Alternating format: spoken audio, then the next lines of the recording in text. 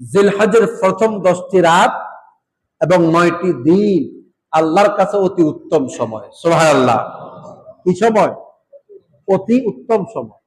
রিওয়ায়াতের মধ্যে আসছে রাতে যে ব্যক্তি ইবাদত করে আল্লাহ তাআলা তার আমলনামায় লাইলাতুল কদরের সমপরিমাণ সওয়াব দান করেন, এবং যে ব্যক্তি একটা সিয়াম রাখবে তার আমলনামায় 1 বছরের কবুলিয়াত সিয়ামের সওয়াব দান করা হবে। বিশেষ করে আরাফার দিনের রোজা। কিসের দিনের রোজা? আরাফার দিনের রোজা। রাসূল বলতেন, স্পেশাল বলেছেন, তোমরা জিলহজের চাঁদ ওঠার পূর্বেই তোমাদের চুল নখ কেটে ফেলো, কিন্তু জিলহজের চাঁদ উঠলে তোমরা আর তোমাদের হাতের নখ, মাথার চুল, গায়ের গোপ এগুলো কি করো না, বিভিন্ন অংশের লোম আর কর্তন করিও। এরপরে নবী করিম সাল্লাল্লাহু আলাইহি সাল্লাম বলছেন, তোমরা কি করো, পয়লা জিলহজ থেকে 9 জিলহজ পর্যন্ত তোমরা কি করো, সিয়াম সাধনা করো। এরপরে এই সময় নবী করিম সাল্লাল্লাহু আলাইহি ওয়াসাল্লাম বেশি বেশি আল্লাহর জিকির করতেন। কি করতেন? কি করতেন? সুবহানাল্লাহ, আলহামদুলিল্লাহ, লা ইলাহা ইল্লাল্লাহ, সুবহানাল্লাহ, আলহামদুলিল্লাহ, লা ইলাহা ইল্লাল্লাহ, লা ইলাহা ইল্লাল্লাহ, লা ইলাহা।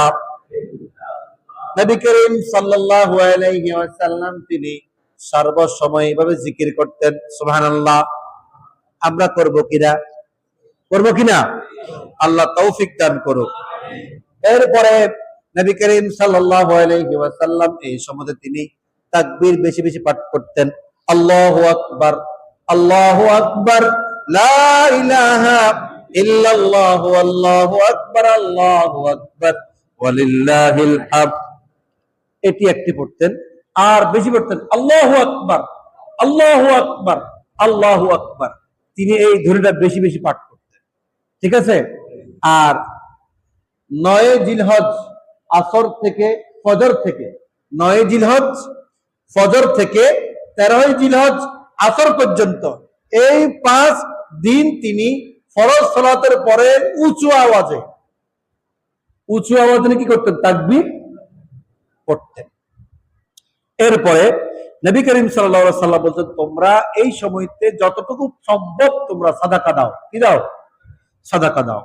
এরপরে নবী করিম সাল্লাল্লাহু আলাইহি ওয়াসাল্লাম বলেছেন, তোমরা এই সময়ে বেশি বেশি আল্লাহর দরবারে তওবা করো, ইস্তিগফার পাঠ করো, আল্লাহর দরবারে তোমরা বেশি বেশি করে দোয়া করো। কি করো?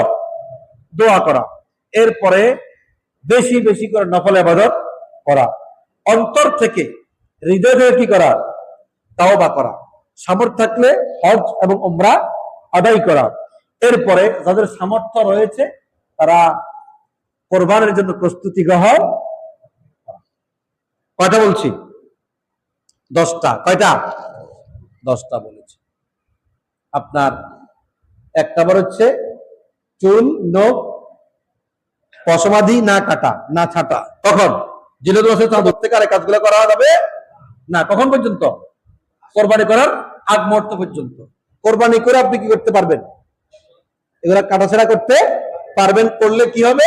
আপনার আমলনামায় কোরবানির সওয়াব দান করা হবে। তো যাদের সামর্থ্য তারাও রাখবেন, তারাও তো করবেনই।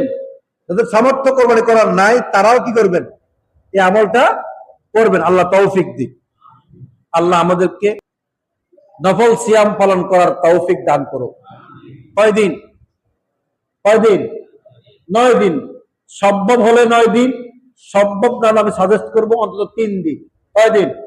7, 8, 9। 7, 8, 9। কয়টা?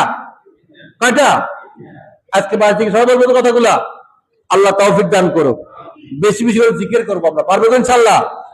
আমরা বেশি বেশি করে তওবা করবো, ইস্তিগফার পড়বো, দুরূদ শরীফ পড়বো, তাকবীর বলবো। আল্লাহ তৌফিক দান করুক।